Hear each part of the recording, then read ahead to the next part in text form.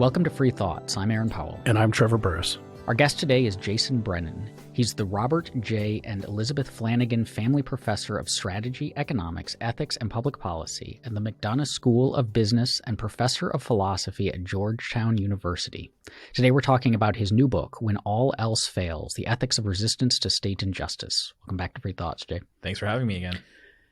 The thesis of this book is pretty simple. In the beginning you write, you, the reader, possess the same right of self-defense and the same right to defend others against government agents as you do against civilians. The moral principles governing self-defense against civilians and government agents, even agents who act by virtue of their appointed status and within the law, are the same.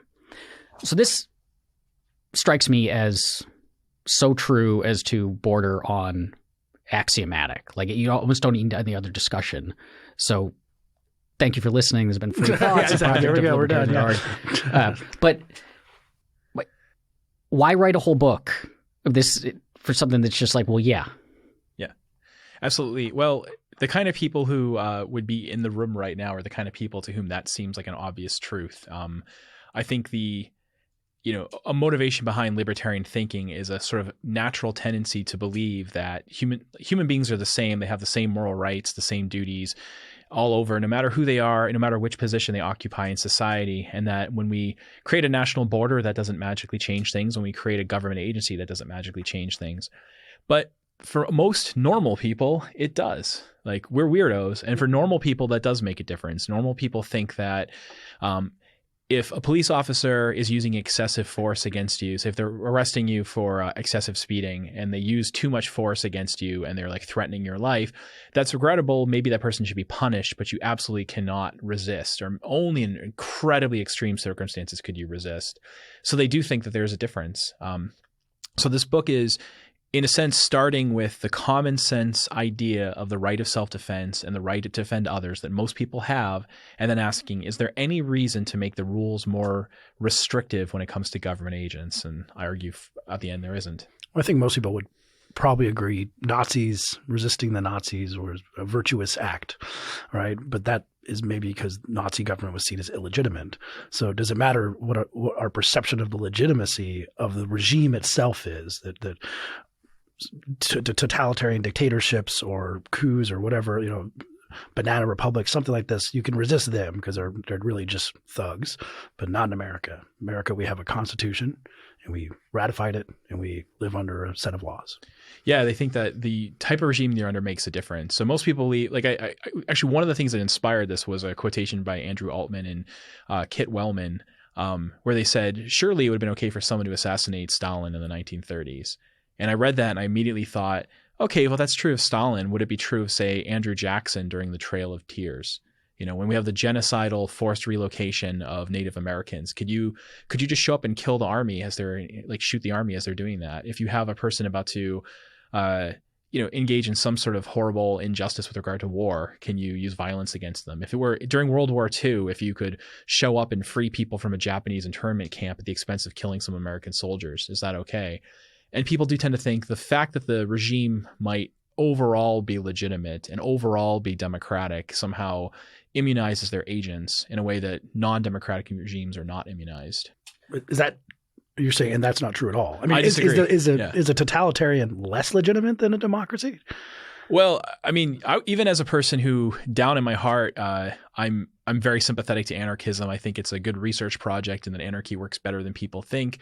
As a person who thinks that governments are kind of by nature very questionable, even with those sort of anarchist sympathies, I'd still say, sure, your typical democratic country is more legitimate than an authoritarian Nazi or fascist regime. Like, there are degrees of badness, and certainly that's much worse than what we have.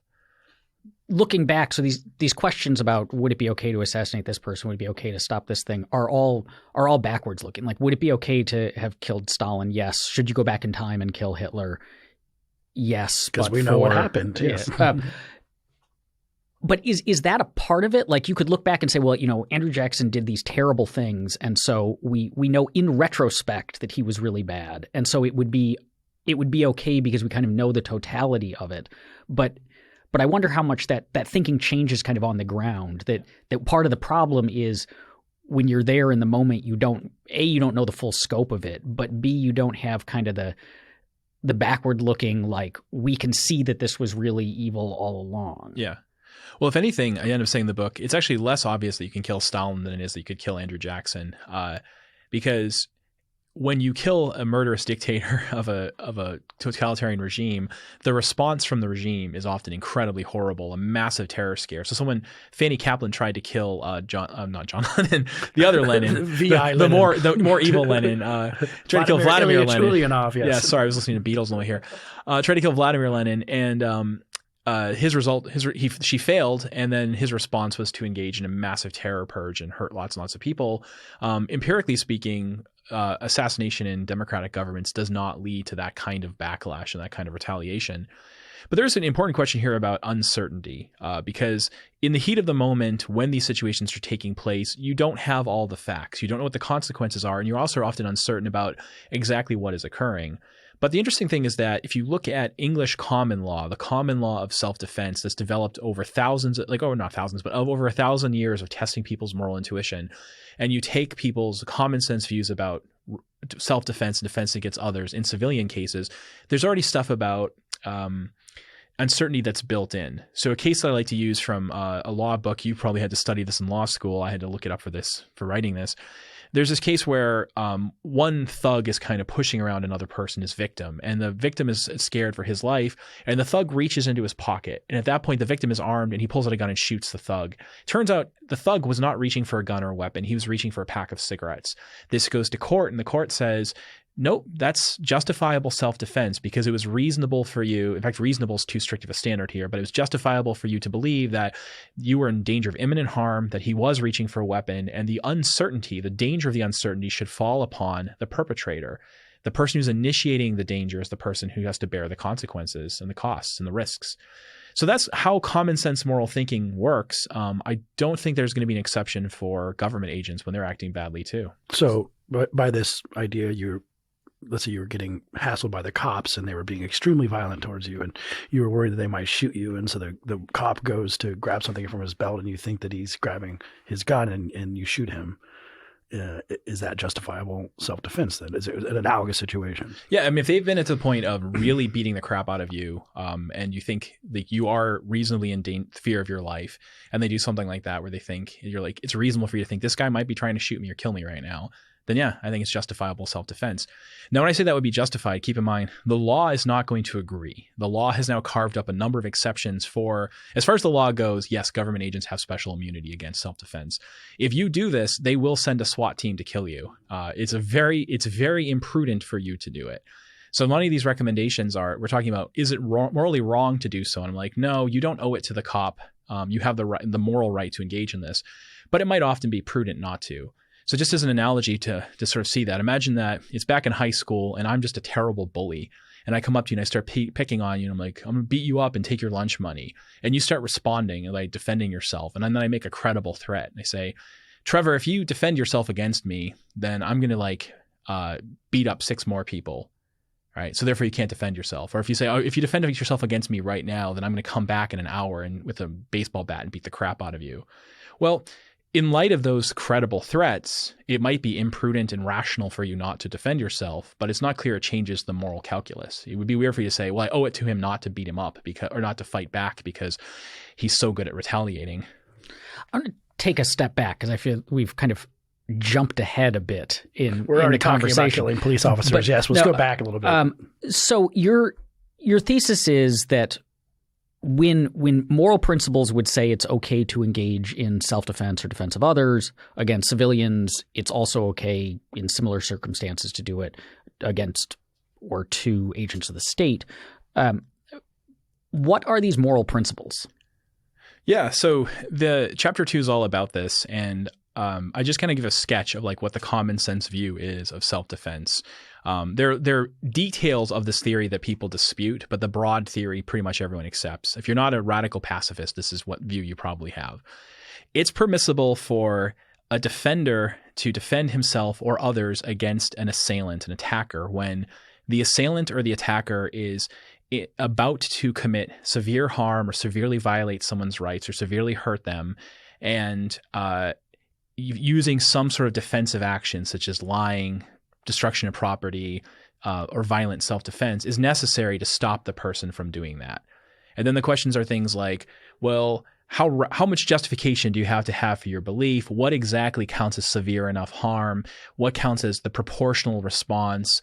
And just how imminent does the harm have to be? And people will debate, there's some things clearly on either side of those lines. Like if I tell you right now, Aaron, that I'm going to plick your nose, it wouldn't make sense for you to like chop off my hand to stop me. Like that's disproportionate. So that's an easy case on one side. If I said I'm going to chop off your head, it would make sense for you to kill me to stop me. That's on the other side. There's hard cases in the middle, but there's easy cases on both sides. And then you bring in the moral parity thesis, which is does anything about being in the government change this, correct? Yeah, that's right. So I say like there's two basic positions on this. The special immunity thesis says that the principles that govern the right of self-defense or the right to defend others against government injustice are much more tightly constrained than they are when it comes to defending yourself against civilians. The moral parity thesis says that they're the same principles. In fact, strictly speaking, I write the moral parity thesis in a way that allows that maybe you have actually weaker principles when it comes to government agents, but I just don't explore that. So one and the same, like it's the same principles for both, or are there special restrictions? Do government agents enjoy what I call special immunity against defensive action? So you do this, though, within the framework of what you call common sense morality. So you're kind of appealing to people's pre-existing understandings / intuitions. But most people, so maybe the people who would not think that your central thesis was obviously true, most of them have a basic understanding or an intuition that in fact there is something different about the government. And so how do you argue against that while drawing upon common sense morality? Yeah, I'm trying to do with basically every book I write, honestly, I'm trying to do using common sense moral principles, what's good about common sense to defeat what's bad about common sense. So common sense moral principles about self-defense seem right, and then most people also make exceptions for government agents. And what I'm trying to do in this book is show them that they can't consistently maintain that. Something's got to go. And this is pretty common with a lot of philosophy. You take say Robert Nozick in Anarchy, State, and Utopia gives us an argument for why you shouldn't eat meat. And his argument is based upon, hey, you, the reader, think this. Here's a bunch of principles you already accept. Here's some examples. And once you have those judgments and these examples, it's unclear why you can justify continuing to eat meat. So he's undermining the common sense view that it's okay to eat meat using other common sense principles people accept, showing there's an inconsistency. And the only way to resolve it, perhaps, is to jettison the view it's okay to eat meat. I'm doing something like that with this. You, the reader, think this theory of self-defense. You also make an exception for government agents. So what I want to do is very carefully over a number of chapters go through all the possible things that might explain why there would be a difference and then show that those don't work. A lot of this seems to hinge on notions of justice. So we could kind of reframe it as like when someone is behaving in a way that is sufficiently unjust that it's permissible to use force to stop them, then it doesn't matter who that person is. But isn't it we tend to think of like government as one of the roles that government plays and the political process that informs government is to map out the contours, the rules of justice. And so if we have through this mechanism that we kind of decide what is just as opposed to just you, Professor Jason Brennan, telling us what your notions of justice are, aren't we kind of bound by those as opposed to just, these looking at inconsistencies or intuitions? Yeah, I guess I think there is a role for government in deciding some aspects of justice because there are things like, we have a rule that you shouldn't exercise reckless. You should be careful and not reckless when you're driving. But in order to make that rule effective, we have to create an artificially bright red line and say, we're going to define that as 65 miles per hour on this road. And there's something to be said for making some principles of justice or some rules of social life artificially precise, and government plays that role. So we might say things like, at some point you forfeit your right to your property when you haven't used it.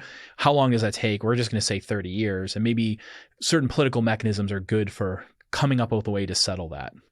But what I reject is voluntarism about the content of morality. I don't think that governments through any kind of deliberative process can simply decide what our rights are and what they aren't, that there's a core of what we owe to one another and what rights we have against one another, and what counts as a good or bad state of affairs that's not bound up by political fiat. And also, I reject that when it comes to individuals. So I'm not saying you, the individual, can exercise the right of self-defense whenever someone else commits what you consider an injustice. Like in the same way that I don't think the French are gods who can create morality from thin air, I don't think you are either.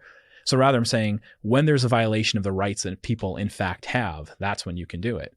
And in a sense, that's even how the common sense moral principle of self-defense works. It's there is a thing that counts as harm, and if I'm causing that kind of harm to you, then you can defend yourself. It's not whether you regard it as harm. So I can't just be like, I really find it harmful when like Henry Farrell at Crooked Timber takes yet another swipe at me like he seems to do all the time online for some reason. I don't know what his problem is. Like, so I'm just gonna go like, beat him up or something. It's like I don't get to decide that counts as a harm. There's a question of like objective harm here.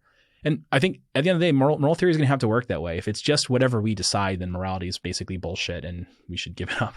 So one of the reasons people might say you shouldn't go after the cop in the situation we've been talking about is because in the difference between some random guy beating someone and then a cop beating someone is that the random guy is not a member of an organization that has dispute resolution mechanisms and ways of dealing with that issue in a way that we have come to accept in the Western world. You want due process. You want someone to defend themselves, and here's the facts are online. The police are that organization. Now, as our colleagues Clark Neely and Jay Schweikart write about extensively, it's very hard to discipline a cop, and we have qualified immunity and all this stuff. But let's imagine that we had a good functioning system of dealing with bad apples in the government. How does that change this calculation of yours, that you're supposed to use this alternate dispute resolution mechanism and not something violent or lying or some sort of assault or something like that? Yeah, that's right. But I don't necessarily think it takes a difference between government and non-government agents, except for maybe a factual difference that might change. So self-defense is governed by a necessity proviso. You're not allowed to use a violent defensive action when a non-violent defensive action is equally effective. And you're not allowed to use a non-violent defensive action when some sort of peaceful resolution mechanism is as effective, right? That's the basic idea. And that's true of civilians. So I think that's also true of government agents. And then just a question of like whether these other things are there. And there are things about, how to put it? But at the same time, we have to think about the difference between fixing a policy versus stopping an immediate injustice. So suppose, a person like at a party, in a college party, some frat boy tries to rape some undergrad, like, if that undergrad were to defend herself against him, she's not trying to end the patriarchy. She's not trying to end the fraternity culture. She's not trying to end rape culture. She's trying to stop herself from being raped then. And there might very well be like various kinds of legal and extra legal mechanisms that she can use to like retaliate against this guy or punish him or receive compensation from him afterwards. But we wouldn't say to her, no, just allow yourself to be raped and then afterward go to like the campus police and go to like the campus administrators and have him punished. We would say, no, you're allowed to use violence to stop him from doing it now, even though that's not the same thing as stopping the overall pattern of abuse.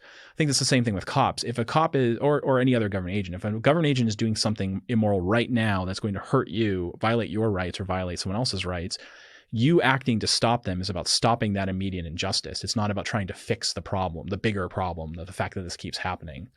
So you said that you are kind of anarchism sympathetic, Yeah. but not an anarchist. But doesn't this theory, if taken seriously, commit you to anarchism in the sense that every law, as we've talked about a fair amount on Free Thoughts, every law is Michael Huemer came on Free Thoughts is ultimately backed by the threat of force or the application of force, and that threat of force or application of force is something that we say the people involved in the enforcement of that law get to do. But like, so I can't go around enforcing even just laws, right? Like I can't, if I see you violating a law that we generally agree is just, I can't beat you up or lock you in a cage because we've said the state is the ones that gets to do that. But what distinguishes it? Like what distinguishes that application of violence from my application of violence. And if we have to treat the perpetrators of the violence the same, then it seems like we kind of have to jettison we either have to jettison enforcement of law, or we have to just basically say it's always okay for anyone to resist the enforcement of any law. I think it's reasonable to have an anti-vigilante principle that says something like, when it comes to enforcing the rules and enforcing people's rights, we should have a presumed deference to the people who are most effective in doing that. And often that's going to mean allowing the police to sort of stop things. So if you see someone being mugged and the police are like, oh, no, we're going to jump in and stop that person from being mugged, you should let the police do it. Now, if you were, say, Batman or Superman, I would think the police should actually defer to you and let you do it.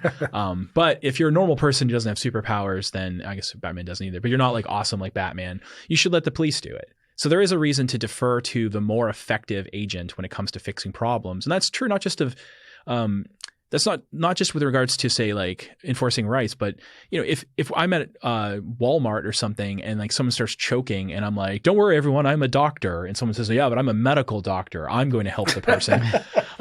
Doctor of philosophy. Yeah.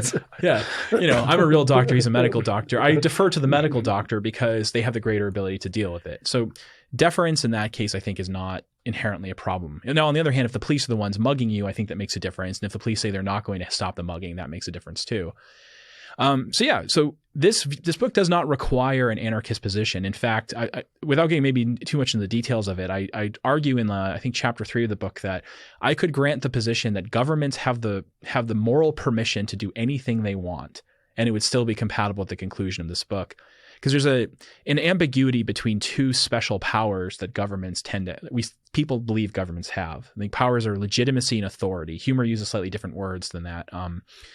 So legitimacy is supposed to be the permissibility of government of creating rules and using various kinds of violent enforcement mechanisms to make people comply with the rules. That is what legitimacy is. Legitimacy in general is like permissibility of using violence to do something. Authority is a special moral power that people think governments have, where when they create a rule, you as a citizen or some, maybe not just citizens, maybe a resident or others, acquire a moral obligation to follow that rule because the government made it the rule.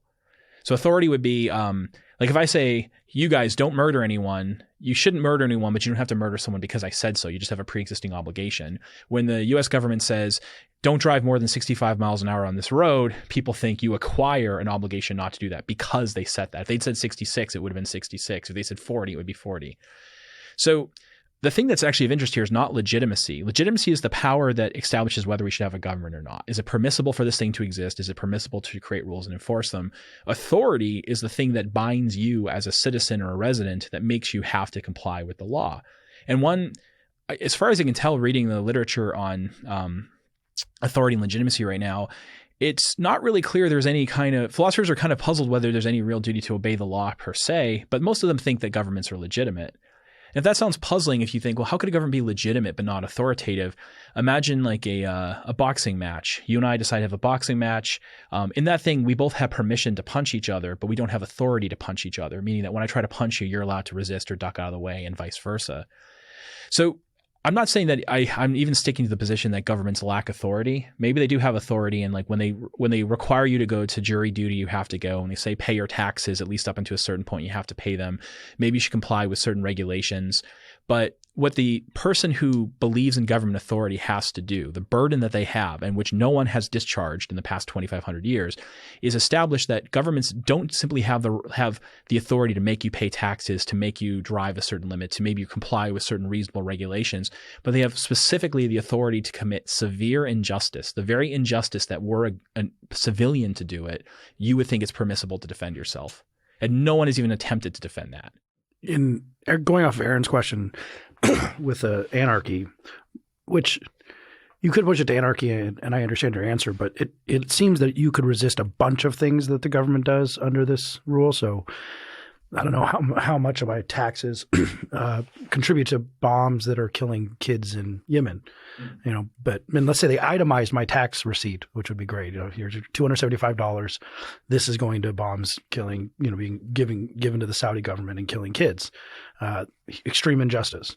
If someone came to me with a gun and said, give me $275, I'm going to go kill a kid in Yemen, I should be able to resist that violently. So why can't I just resist paying my taxes? Not the situation with the police officer in a Rodney King type of situation, but just the taxes to fund a war. Yeah. And if we had tax collectors like we did in the old days and they came to your door like in the colonies, well, could I resist that guy forcefully? Yeah, that's a real puzzle because to make this like especially puzzling, you have to imagine that the guy's coming to say, all right, I'm going to take $200 from you and 100 is going towards something which you actually ought to contribute to. Like, let's say you're bound to contribute, and then the other 100 is going towards enforcing slavery or some other injustice.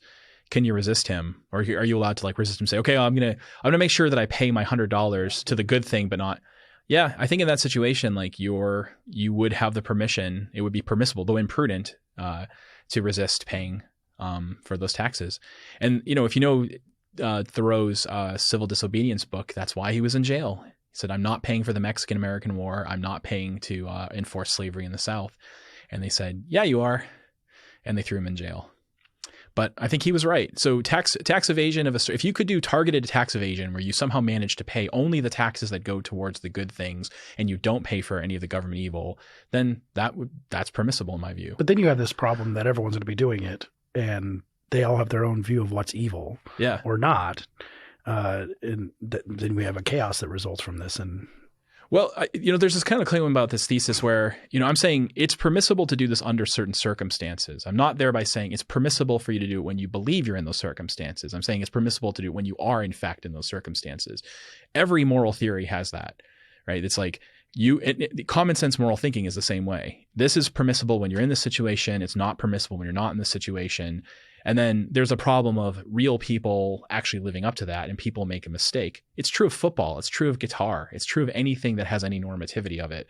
You might say something like, well, when you're in this situation, you really ought to like tuck and roll and like, or you might have to slide rather than like take the tackle. And people will misapply that rule because they're mistaken about the situation. So there's a danger to that. And, for that reason, I in the book, I talk about such things about how to be cautious about this, how to avoid over applying it, how to avoid to like running into these mistakes. At the same time, I honestly think the other position is much more dangerous. So I think the view that other people are pushing is no, defer to government. And what we know about human psychology is that people are deferential cowards who will kill another person, electrocute them to death because a person in a white lab coat told them to do so.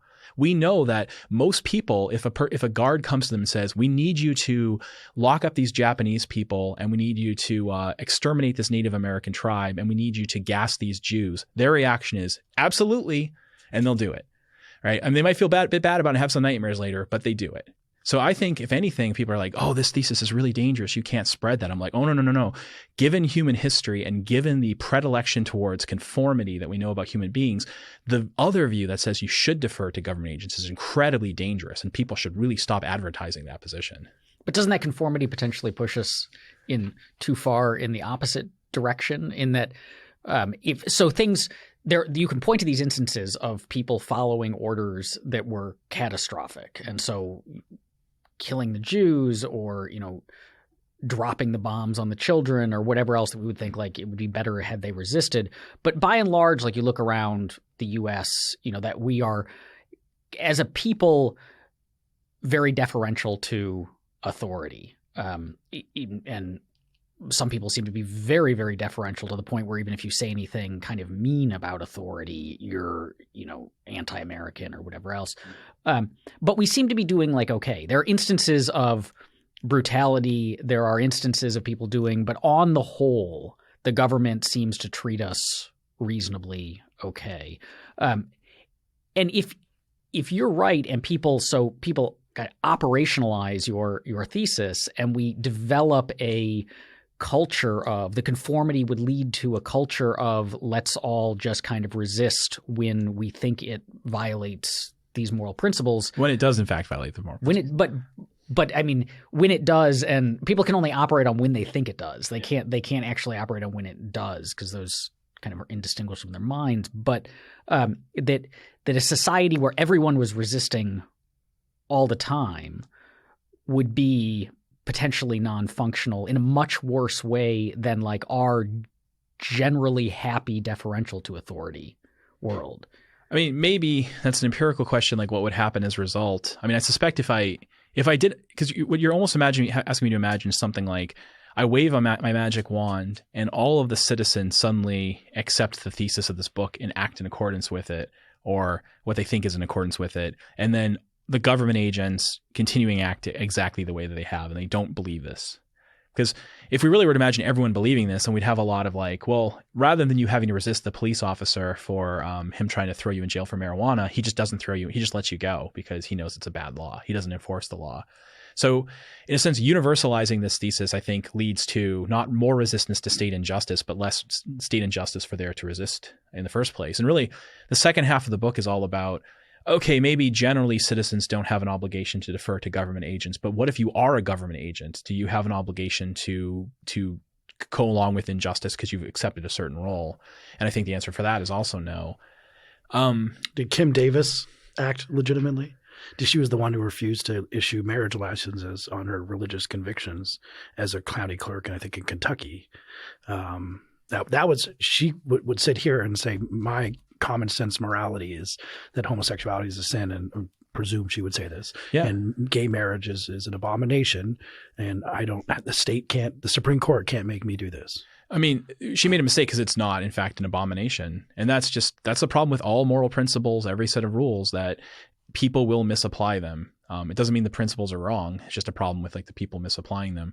This is a thing about, let's say, utilitarian philosophy. I'm not a utilitarian, though I think there's something to it. They'll say like, what makes actions right or wrong is that it produces the best possible consequences. And then someone will say, yeah, but people are really bad at figuring out what the consequences are. And they're like, yes, there's a distinction between the moral theory and what we call a decision procedure. A moral theory is, its job is to identify what in fact makes things right or wrong. A decision procedure is a thing that you use in the heat of the moment that helps you track the truth as determined by that moral theory. And so decision procedures and theories are often very different. And a good example of this would be how baseball works. If you're an outfielder and you're trying to catch a fly ball, the correct theory of where the fly ball will land is a theory from physics about vectors and about initial, the initial acceleration of the ball and the angle at which it's hit and the air temperature and so on. And those physics equations combined will tell you where the ball lands. But no one would ever be able to catch a ball, even like someone who's very athletic and a mathematical genius, by applying those physics equations on the ground. They'll never catch it. So the thing that you use on the ground is something that is dependent upon your psychology and your abilities that helps you track the truth. And so that's personalized. And for most people, it's this thing called the gaze heuristic, which is you keep your eye on the ball and you keep your head at a certain angle towards the ball, and you move your body in such a way that you never change the angle of your head. And if you do that, you'll catch the ball. So the decision procedure is different from the actual truth. So similarly with this, given you, the listener, your particular psychological flaws and biases and tics and weirdness and what's good about you too, then the decision procedure you ought to operate by is different from maybe mine, different from Trevor's, and so on. And so it might be that some people, their decision procedure will tell them to be more conformist because they're so overly inclined to like make bad choices. And some people will tell them to rely upon their common sense judgment. So that's a problem, but it's individuated. So the problem with Kate Davis is she's acting on her considered moral judgments, but her considered moral judgments are wrong. And that's also true of self-defense. Imagine I'm walking down the street and I'm Kim Davis and I see a gay couple kissing, and I'm like, my considered conviction is that they're violating the word of God, so I'm going to punch them both in the head. Well, that's her considered view, but it's wrong. And we wouldn't say that counts as like defense of others. We wouldn't say that counts as self-defense. We wouldn't say that that's right. So any moral principle people can misapply. When you talk about the judges and the justice system, convictions of different laws, it seems that if we go down to one of the core rules of the state, which is dispute resolution, and this is Locke's idea that you need to have a third party because you're biased for yourself, right? You need a third party to resolve disputes, and that kind of becomes the state. One of the hallmarks of a justice system, a well-functioning one, is that the loser abides by the result, whatever it is, because that's how you diminish violence. Like you had your day in court, or even if you use some crazy, method, reading tea leaves to figure out who is guilty. If both parties agree that this is the just way of resolving their dispute, and the loser's like, well, I guess I lost, and then does not commit violence or takes the punishment, if you're allowed to resist because you got convicted of some wrongdoing that you think, common sense principles like smoking marijuana, how much does that undermine the justice system eventually undermine the entire method of dispute resolution between you and the state on these, and then which is a really positive development. A well-functioning justice system is a really positive development for a society. Man, I'm glad you asked that question, but I think my position on it, I think is going to be something probably similar to what I expect you think about the inaptness of the metaphor in the first place. So when I think about the brilliance of the English common law system, I think of it as my neighbor and I disagree about some rule about like the boundaries of our property and how to apply it. And we both agree that it's better to find some sort of impartial resolution than to come to blows. And we both voluntarily go to a roaming judge and say, here our case. And he comes up with something that he thinks we both can live with. And at the end of the day, we might recognize, well, maybe I think he got the numbers a little bit wrong. He says you have to pay me £1,000 and really it should be 1,200, but it's better to just go with 1,000 and defer to that than to insist on fighting for the extra 200. And we genuinely agreed to use that. Like that's how that system evolved. And it was a very good mechanism for creating law. And it's a genuine voluntary use of third-party resolution that makes sense to defer to.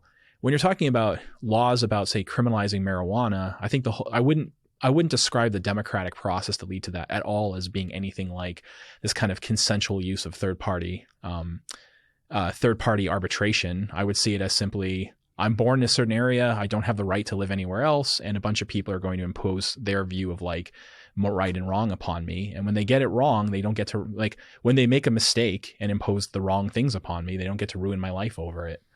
But they pass the law through legitimate processes, at least in terms of voting. You had a trial that was legitimate, that was a due process trial. The jury had the opportunity to nullify, let's say they were even informed that they could nullify, and they didn't. Maybe because they believe you have to get a jury who is way for criminalization of marijuana. And so then at the end, you're like, okay, like, I guess I'll go to jail now. Now, in terms of, I'm just going to break out, or I'm going to, or just being like, I had a fair trial, I had a fair process, accepting my punishment in that way.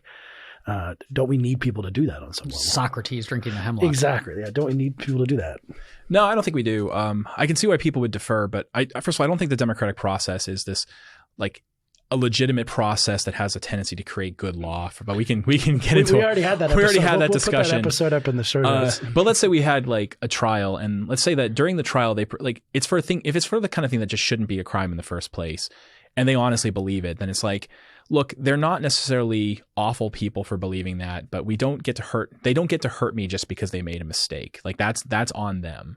But let's say it's the kind of thing that should in fact be a crime. Like they believe that I'm a murderer and murder should be a crime. And then they have the trial, and during the trial, they present the evidence fairly. And it just turns out through incredible bad luck. We've all seen like movies like this. The evidence overwhelmingly points to me being guilty, but I'm not. I didn't actually do it.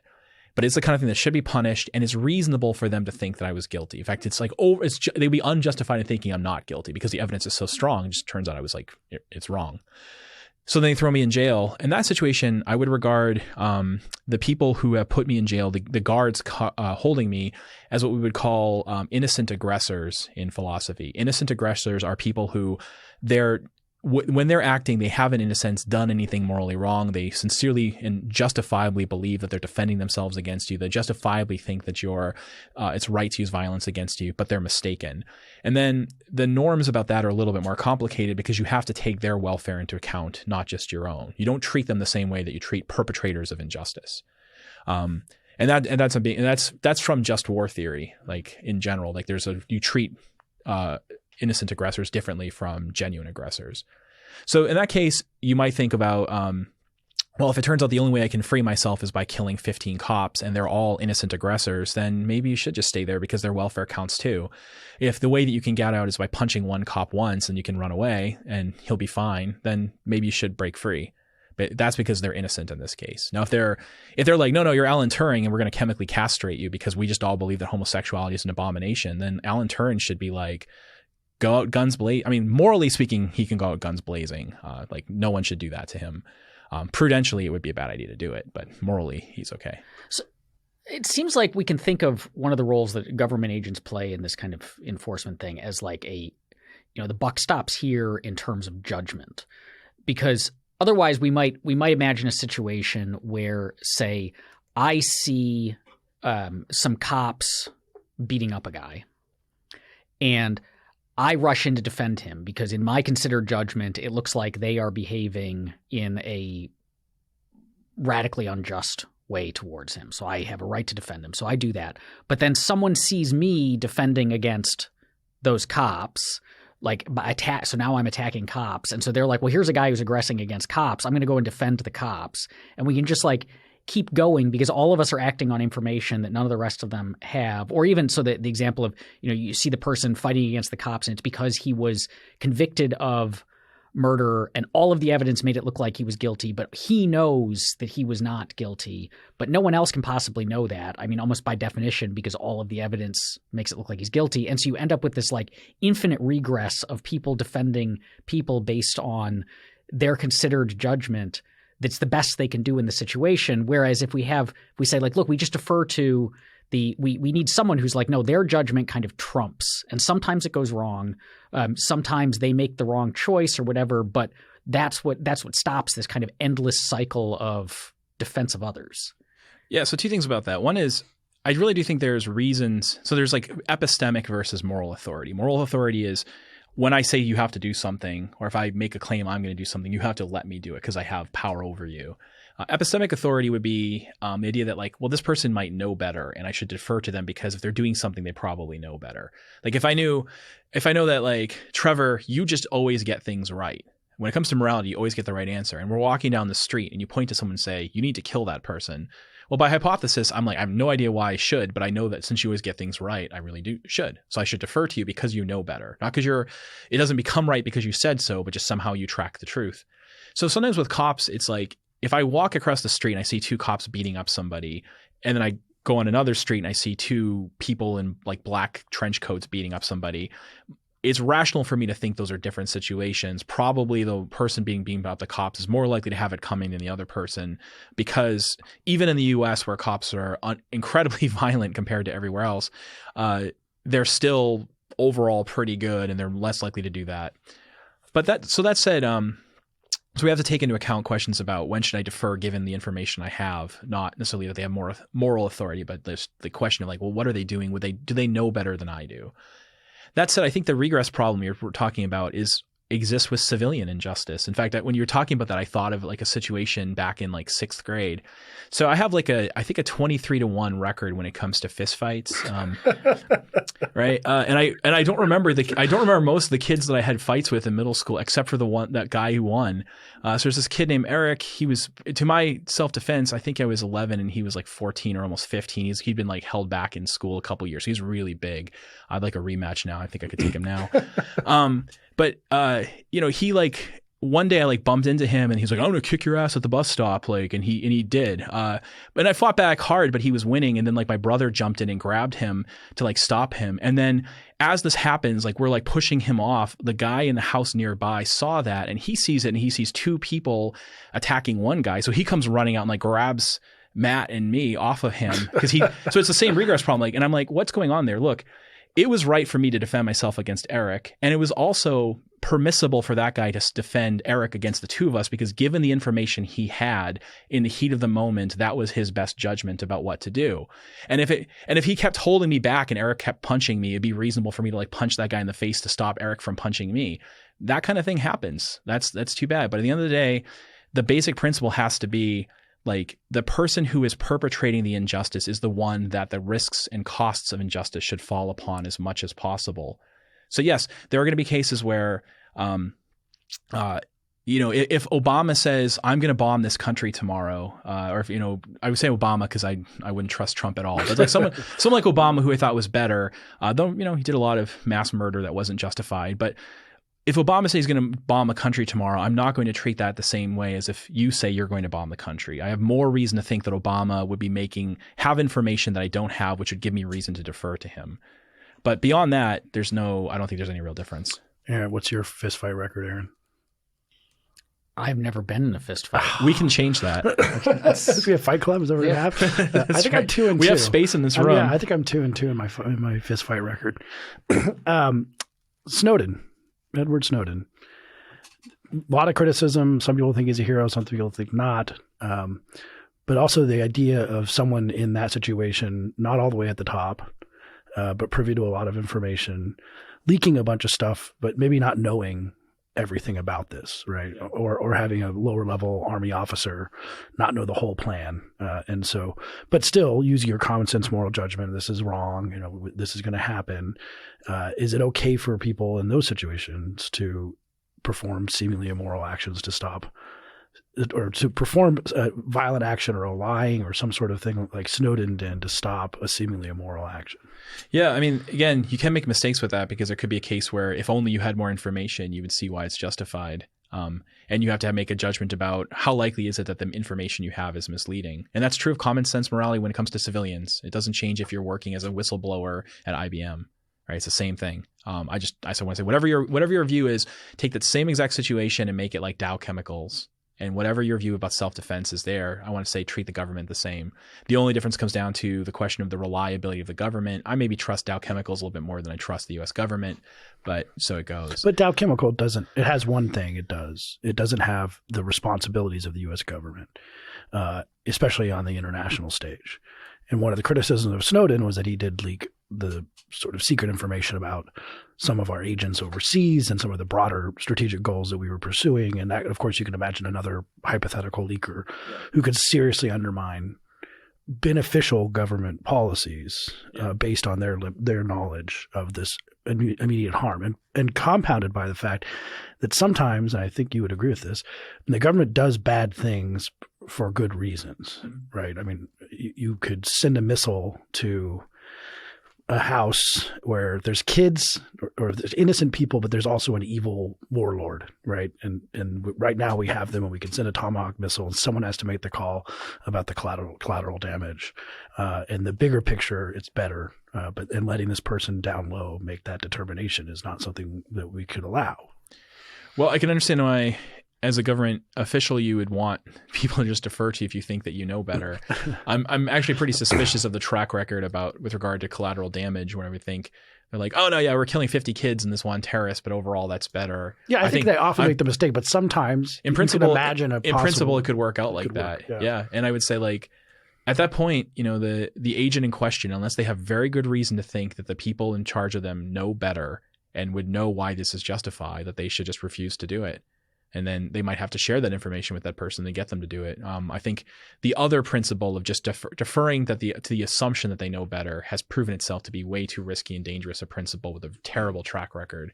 As a philosopher, I can think of situations where that would happen. I think realistically that happens most of the cases that look like they're bad cases are bad cases. With Snowden and Manning and other whistleblowers in the U.S. government, to some degree, I punt on them because we don't necessarily know all the facts about everything that they leaked, and there's a question of like which of the leaks are good and which are bad. So I just say like some of the information that they leaked, I think, was justifiable for them to leak, and some wasn't, and exactly the contours of that is something up for debate based on factual considerations.